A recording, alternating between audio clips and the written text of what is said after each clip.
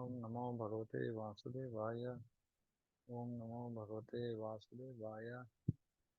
ओम नमो भगवते वासुदेवाय। नारायणं नमस्कृत्य नरं चैव नरोत्तमं देवीं सरस्वतीं व्यासं ततो जयमुदीरये। नष्टप्रायेषु भद्रेषु नित्यं भागवत सेवया भगवतिरुत्तमश्लोके भक्तिर्भवति निष्ठितिः। ज्ञानतिमिरान्धस्य ज्ञानाञ्जनशलाकया चक्षुरुन्मिलितं तस्मै श्रीगुरवे नमः। नमो विष्णुपादाय कृष्णप्रेष्ठाय भूतले श्रीमते भक्तिवेदान्तस्वामिनिति नामिने। नमस्ते सारस्वते देवे गौरवाणी प्रचारिणे निर्विशेषशून्यवादी पाश्चात्यदेशतारिणे। जय श्री कृष्ण चैतन्य प्रभु नित्यानंद श्री अद्वैत गदाधर श्रीवासादि गौरभक्तवृंद। हरे कृष्ण कृष्ण कृष्ण हरे हरे, हरे Ram Ram.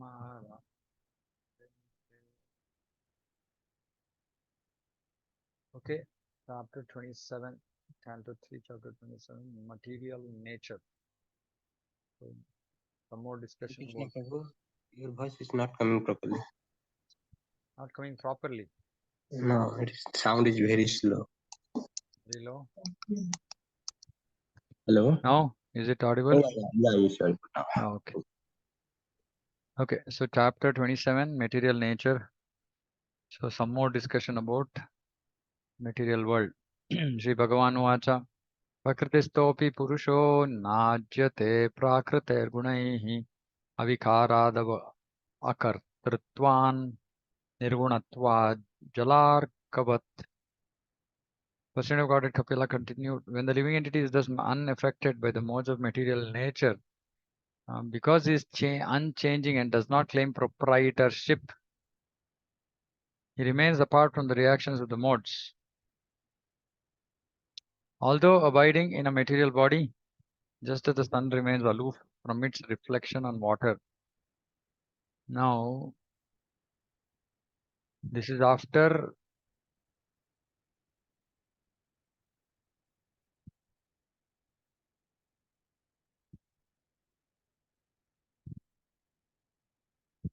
the last verse in the last chapter, which was about devotional service. So therefore, through devotion, detachment, and advancement in spiritual knowledge, acquired through concentrated devotional service, one should contemplate that Supersoul as present in his very body. So, after the verse on devotional service, then Kapila Muni is saying, by doing devotional service, living entity is unaffected by modes of material nature. Because he is unchanging, Atma is unchanging. And more importantly, it does not claim proprietorship. He remains apart from the reactions. So he does not claim proprietorship means he is not claiming to be the doer. He is not claiming the results. Karmanyevadhikaraste ma phaleshu kadachana ma karma phala heturpur mate sangostu karmani. He is not claiming to be the owner, not claiming to be the enjoyer of the results. Nothing. So he remains free from the reactions. In the previous chapter, Lord Kapiladev has concluded that simply by beginning the discharge of devotional service, one can attain detachment and transcendental knowledge for understanding the science of God. Here the same principle is confirmed. A person who is detached from the modes of material nature remains just like the sun reflected on water. When the sun is reflected on water, the movement of the water or the coolness or unsteadiness of water cannot affect the sun. Similarly, Vasudeva Bhagavati Bhakti Yoga Prayojitaha. When one engages fully in the activities of devotional service, Bhakti Yoga, he becomes just like the sun reflected on water. Although the devotee appears to be in the material world, actually he is in the transcendental world. And so now we can understand who is a devotee. Prabhupada, when he says devotee, it means pure devotee. Who is advanced pure devotee, who is not actually in the material world at all. Actually in the transcendental world. As the reflection of the sun appears to be on the water, but is many millions of miles away from the water. So one engaged in bhakti yoga process is nirguna or unaffected by qualities of material nature. So this is the Brahma Bhuta stage or the Nishta, stage of Nishta.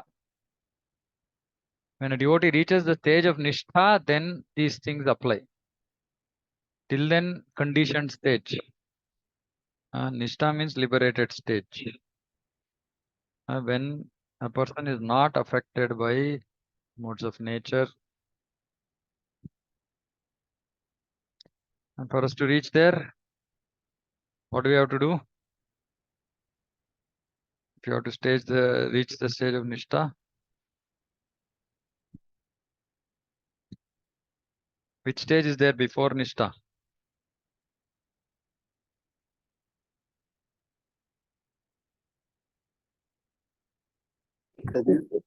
You uproot your this thing. Uprooting of उसको क्या बोलते हैं? What is the stage before Nishtha? Adho Shraddha Prabhu. Ayyo. Anartha Nivritti. What is this? These are all basics. You can't be attending these classes and not know these things. Then people will say bad teacher. Okay, so we have to know all these basics. I've spoken about these multiple times. Adho Shraddha, Tata Sadhu Sangha, Tha Bhajana Kriya, then Anartha Nivritti. So once Anartha Nivritti happens, all our Anarthas are destroyed. Okay, what are the Anarthas? So maybe a little bit quizzing. What are the Anarthas? Kama, Krodha, Lobha, Moha, Mada. Yeah, Kama, Krodha, Lobha, Moha, Mada, Matsarya. Actually, they are the manifestations of Anarthas, but generally we call them as Anarthas. Anyway, other acharyas speak different things, but anyway, for practical purposes, we should remember this much. The manifestation of this Kama, Krodha, Lobha, Moha, Mada, Matsarya in us is the manifestation of Anartha. So these things have to go. How will these things go?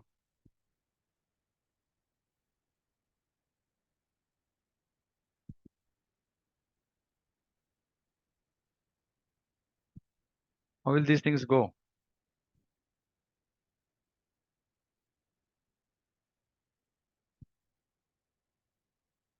By continuous devotional service, Prabhu. Continuous. Okay. Then Hare Krishna, Prabhu. If you associate with sadhu, devotee, with sadhu. then your mind will change. Okay. Yeah. So by regular Follow- chanting. Why? Regular chanting. Regular chanting. Okay. By following the four regular principles and taking the instructions from your spiritual master. Okay. Yeah, all of the above. Right. So basically, by the most important thing again, you're missing the keywords. Tivra Bhakti. By intense devotional service, which includes chanting minimum of 16 rounds. Just to be clear, when you answer these questions, you should be very specific. Minimum of 16 rounds every day.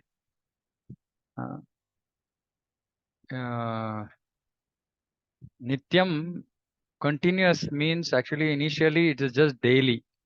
So chanting minimum 16 rounds daily, reading, hearing, associating with devotees, ordering Krishna Prasadam, not doing nonsense work,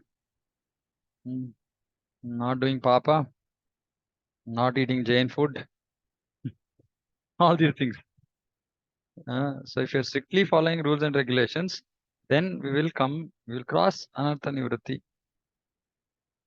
And after that, actually, that Nityam changes from daily to as much as possible, as frequent as possible. So then it's not just daily, as much time as possible. Then it becomes continuous, means all the time. Anyway, so but for anartha nivrutti, regular is good enough. As in daily is good enough. If you do daily, and we are very serious, wanting to get rid of our anarthas, follow the process, associate with devotees nicely, hear, get instructions, make changes in our life, then we will cross anartha nivrutti. When you cross anartha nivrutti, most of the anarthas, most of the Bhagavatam says, most of the anarthas, ashtaprayashu abhadreshu, prayashu means not fully, most of it is destroyed. But what is destroyed majorly at the stage of Nishta is all our results of past karma. All results are destroyed. So because of which actually even material miseries also have to come down for a devotee when he reaches Nishta. And even if there are miseries at that point of time, there will be for different reasons. So we've discussed this in Madhurya Kadambini. You can all refresh, go back and hear those classes again if you wish. Anyway, so the point is that we have to come to this Nishta stage when we become Brahma Bhuta, when we are not affected by anything around us, any material, whatever material things we're not affected. Then we are not in the material platform, we are in the spiritual platform. But we still have a body, we are there here, but we are not there. Okay, any questions on this? Because these things are very fundamentals, we should not have any confusion, lack of clarity. We should be able to answer this with clarity all the time. Okay, avikara means without change. It is confirmed in Bhagavad Gita that each and every living entity is part and parcel of the Supreme Lord, and thus his eternal position is to cooperate or to dovetail his energy with the Supreme Lord. That is his unchanging position. As soon as he employs his energy and activities for sense gratification, this change of position is called vikara. Similarly, even in this material body, when he practices devotional service under the direction of the spiritual master, please note, direction, he comes to the position which is without change, because that is his natural duty. Now, this is what sometimes I become bewildered. When this is so clear, why do devotees not follow the directions of spiritual masters? Or why they follow the way they want to follow? It's not as it is. It is as they want. It's so clear actually, right? This is the secret. This is the secret. We have to know what Guru wants as it is, not grapevine, not coming through some different sources. We have to know what the spiritual master wants, expects from his disciples, and we should simply work towards it. That's all. And which is why it's more easy. We don't know Krishna. We can't directly, we don't know if we are pleasing Krishna, but we can know if we are pleasing Guru. And if Guru is pleased, then automatically Krishna is pleased. Most easiest way to please Krishna, to please Guru. But not in some imagination. We shouldn't imagine what Guru wants. We should not imagine this. We should not speculate on this. We should actually hear directly from the Guru. That is the reason Vani is important. Actually, again, this also is an aspect which unfortunately many devotees don't give enough importance. Devotees who make rapid progress in spiritual life, this is the only reason, main reason, because everything else falls in place. Literally everything else falls in place. But we have to know exactly what the direction is. It's not like we take a some one statement and then we speculate on it in our mind. No, when we are to follow direction, it's a very simple thing, right? Like for example, go and break this rock is an instruction. No, we cannot know what to do unless we know, first of all, where is this rock? We cannot speculate. Oh, okay, I think this rock is here only. It's just maybe rock also means stone. There's one stone which has fallen near me. All this is speculation. Or saying, okay, there's a rock here, maybe 10 kilometers from here. Maybe this is what he refers. No, we don't know. Right? We should go and ask. Okay, which rock are you referring to? Where is that rock? So like this, clarity is required because we can't follow direction otherwise. We can't just assume some things. After there is clarity about what needs to be done, how it needs to be done, there is absolute flexibility, right? There's absolute flexibility, and that is where our intelligence comes in. And we have to then use our intelligence to say, okay, how do I now exactly accomplish this? And then again, when we start up with about thinking this, about this, etc., we might have questions. We should have a way to confirm, clarify. But if we keep assuming, speculating, then we might end up doing something totally different from what actually is expected. So very, very important to get clarity on the direction of the spiritual master. As stated in Srimad Bhagavatam, liberation means reinstatement in one's original position. The original position is one of rendering service to the Lord. Bhakti yogena, bhaktya. When one becomes detached from material attraction and engages fully in devotional service, that is changelessness. Akartratvat means not doing anything for sense gratification. When one does something at his own risk, there's a sense of proprietorship and therefore a reaction. The sense of proprietorship. We are thinking, oh, I am the owner. I can decide to do whatever I want. So I am ready to take some risk. Okay, very good. Take the reaction also. But when one does everything for Krishna, now this doing everything for Krishna also, there are two types. One is doing whatever we want and saying Krishna Arpanamastu. Oh, I'm offering this to Krishna. We did some nonsense and we are saying offering to Krishna. The other is actually knowing what Krishna wants and only doing that. This is more superior. The first one is a very lazy thing. Easy, the casual thing. Is actually karma yoga, which is what Krishna says. Yat karosi, yat josi, yat jahasi, dadasi, yat. Whatever you do, whatever you eat, whatever, offer to me. Yeah. Karma yoga. But that's not bhakti. Bhakti means knowing Krishna, knowing what Krishna wants. And exactly doing that. Again, not to our speculation. When we do like that, there is no proprietorship over activities. Actually, there's one, Shri Raghunath Das Goswami has written something called as Mana Shiksha. It's actually a instruction to the mind. Actually, many of our acharyas have written stuff on mind.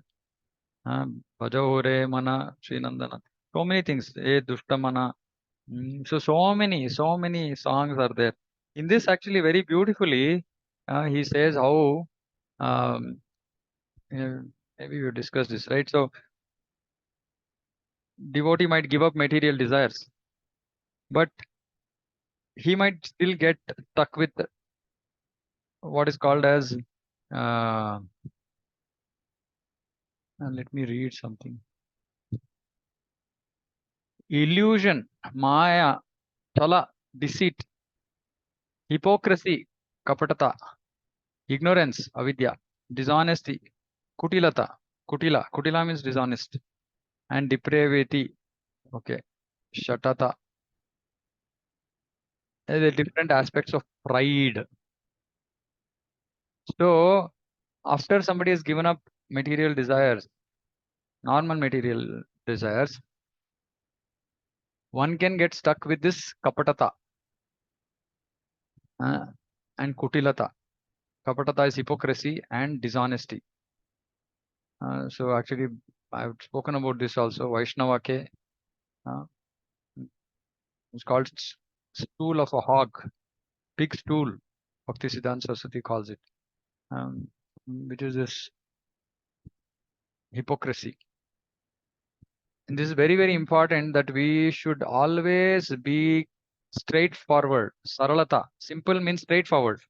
So we should not think one something and say something else, or think something, do something else, or be something in front of somebody, talk about them in their back. These things should not be done. Actually, all of these, especially in the association of devotees, results in Vaishnava Aparadha. Because first of all, we should generally try not to talk about other devotees amongst ourselves unless the discussion is with somebody in authority, like maybe a temple president, maybe a guru, maybe the mentor or shiksha guru of that particular devotee. Then it is a constructive conversation. It's not for gossiping. It's not for pulling somebody down. It's not to show some disrespect towards somebody. Now, devotees do this actually very naively. I mean, they are not thinking that, they are thinking, no, I'm actually doing with sincere intention. This person is not doing this properly. He's doing however he wants. But it's not constructive because it's being spoken about to somebody else who has nothing to do with this, or who is in no position to correct this. Right? It's just like, we talk materially, we end up talking about other devotees, other people, right? And somebody calls somebody else and then just gossiping, talk something about somebody, right? How does it matter? But it's very dangerous when you do that with other devotees. It's okay to do that on the material platform, right? I mean, there'll be some sin, etc., but who cares? Okay, it's fine, we'll have to suffer. But when we do it with devotees, it will result in being a Vaishnava Aparadha. And when this continuously keeps happening, what happens is, our progress is checked. We can't make progress. So we should always keep it up, make note of this, that we should not associate with those devotees who are talking about other people behind the back. Actually, we should talk about Krishna. If two devotees meet, they should somehow talk about Krishna, right?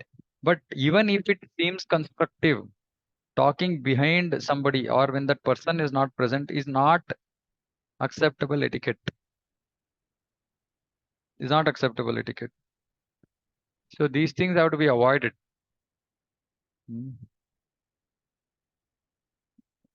Because this we are doing because we are still having some sense of proprietorship. We think that we own something.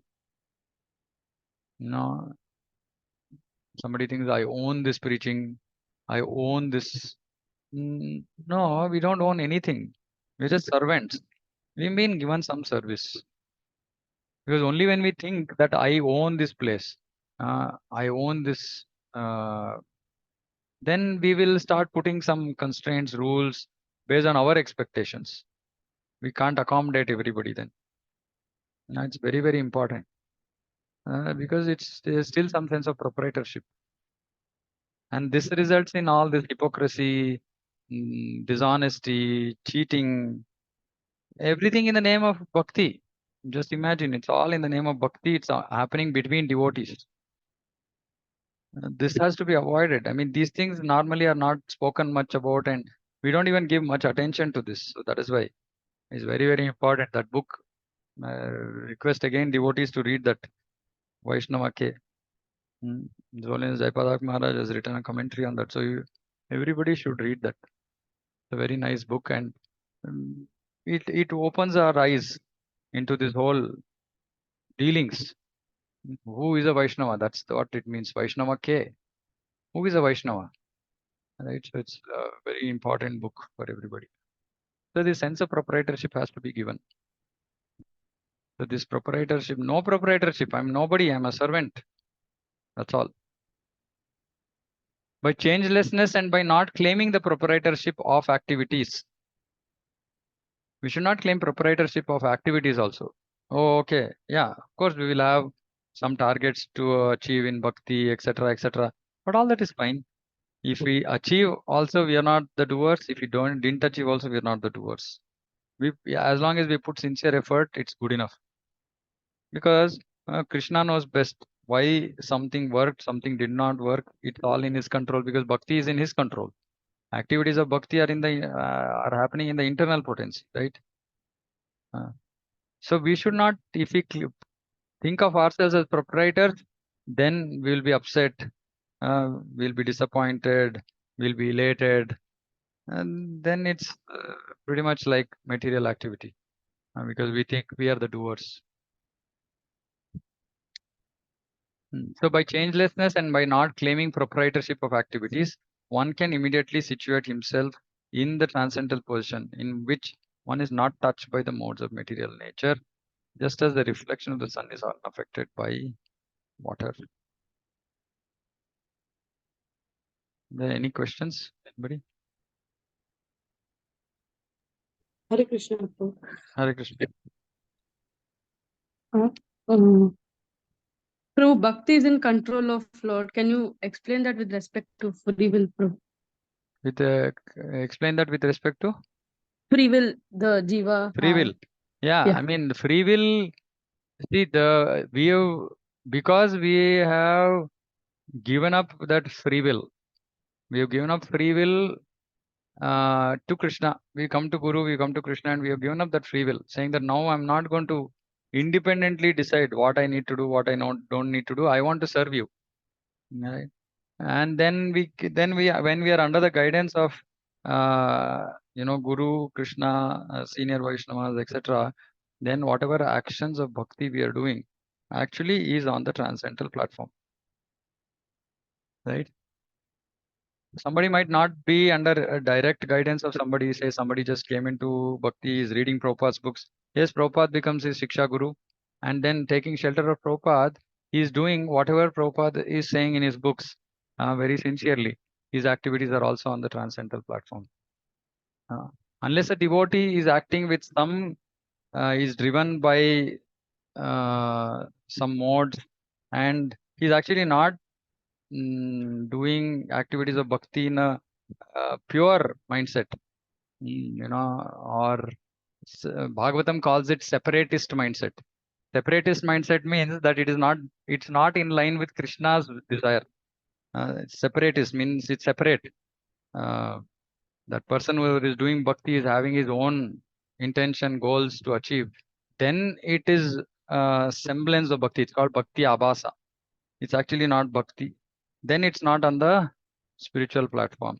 It's not being conducted by the internal potency. It looks like activities of bhakti, but it's not.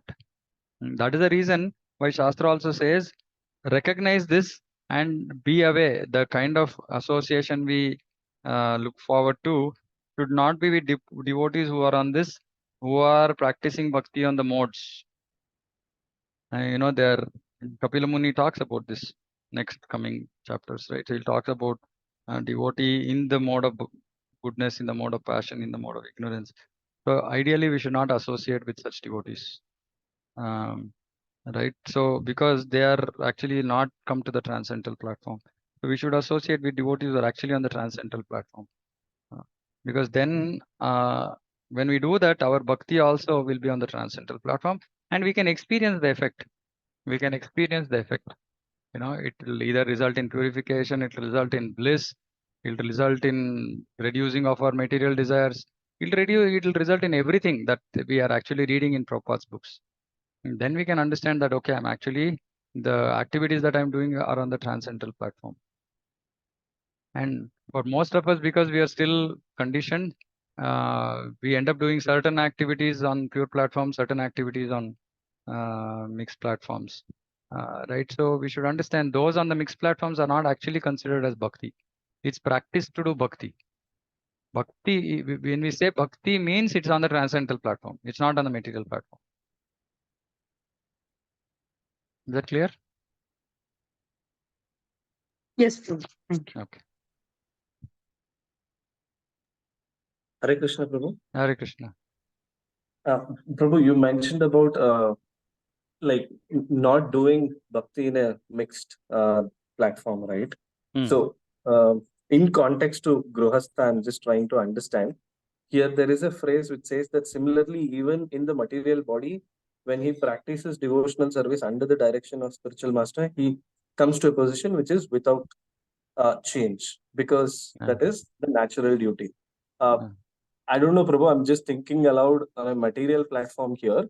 Considering Grihastha's situation where they will also have family responsibilities to fulfill and not commit completely into devotional services. So, is that again a mixed platform? Or that is one aspect. And another aspect is that also considered to be that we are not completely fully surrendered as of today because of these responsibilities? Yeah. Anybody wants to answer?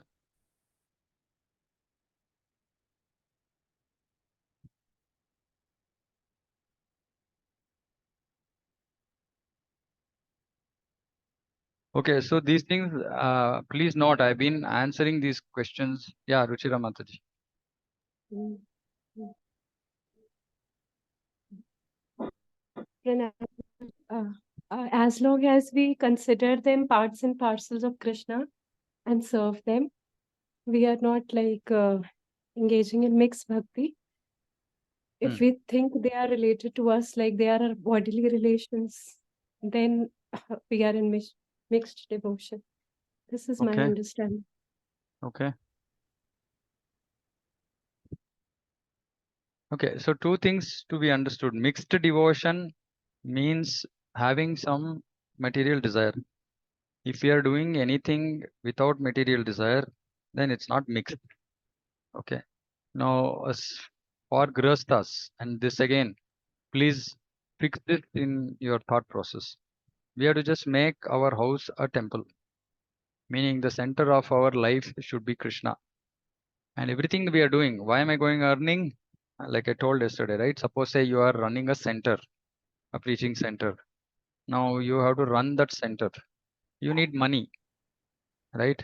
And when you need money, you might go and get some money. Either you are asking people to donate, or okay, nothing is happening, you might just go and earn money.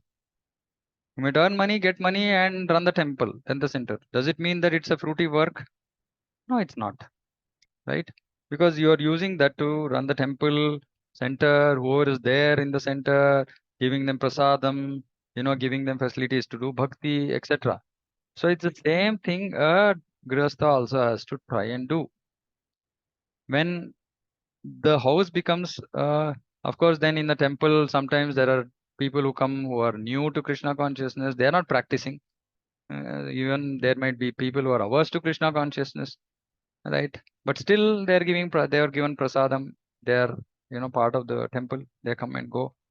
We don't say that don't come, right? So similarly, in a house, there might be different types of jivas, favorable to Krishna, not favorable to Krishna, etc. But as long as we run this house as a temple, and doing everything just for the pleasure of Krishna and not for sense gratification, it is pure intention. It is pure intention. Now, pure intention doesn't actually mean that we are free from the modes. So there are two things here. Pure intention means actually we are doing pure devotion because we don't have any ulterior motives. Okay. But we are still conditioned. So pure devotion has a KG1 standard and then there's a PhD standard. PhD standard is the pure, perfect pure devotee. We are the neophyte pure devotee, right? So the neophyte pure devotee means that we don't have any self-centered desires, sense gratificatory desires. But we are still conditioned because we are in the neophyte stage. So we are affected by the modes, right? So when we are doing bhakti affected by the modes, it's not considered purely transcendental. It's not actually called bhakti. It's a semblance of bhakti, right? And only when we come to this pure platform, which means that we are not affected by the modes, then it is actually bhakti, right? That is why Brahma Bhuta Prasannatma na sochati na kankshati samasarveshu bhuteshu mad bhaktim labate param. right? Only then actually that is considered as pure devotion. Otherwise, everything else is just still contaminated. Pure devotion means no contamination of the modes.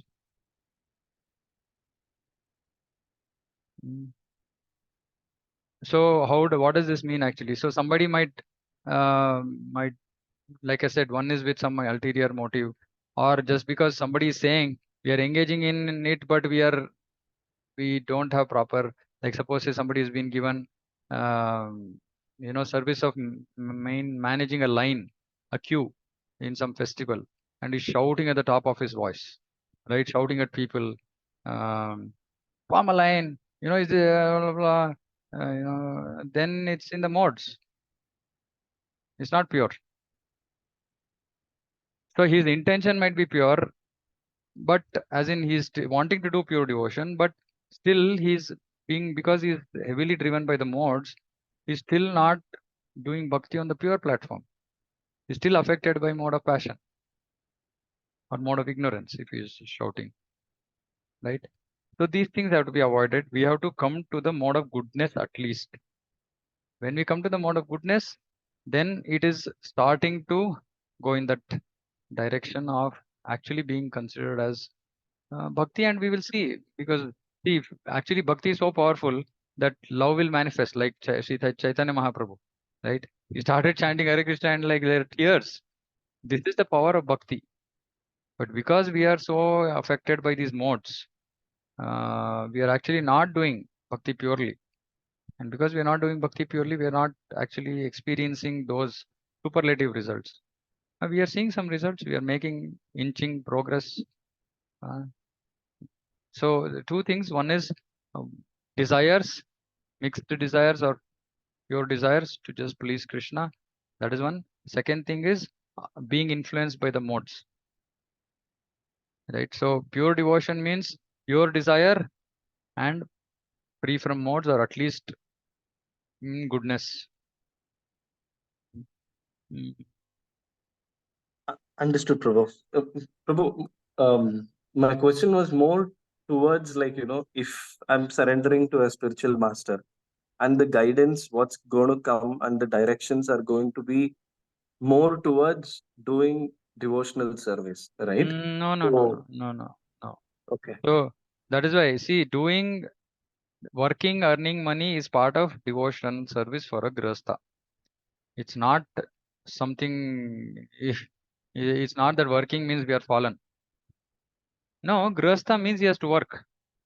There's no option, right? How will you run your house? So working doesn't disqualify us from being called devotees. Working with selfish desire disqualifies us from being called pure devotees. They are called mixed devotees.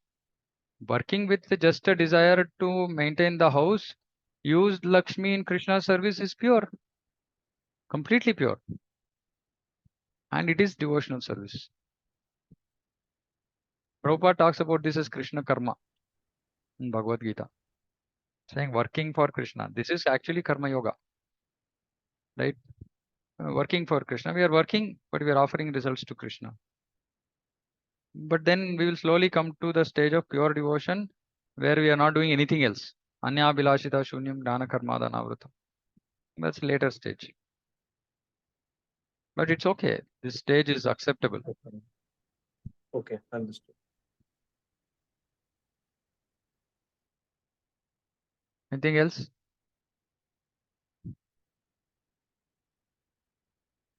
Okay. Then we'll close here. Srimad Bhagavatam ki jai, Jagat Guru Srila Prabhupada ki jai. Vanchakalpadrubhyascha kripa sindhubhyo cha patitanam pavanebhyo vaishnavebhyo namo namah. Ananta Koti Vaishnava ki jai, Samaveta Gaura Bhakta ki jai. Hare Krishna. Hare Krishna, Hare Prabhuji.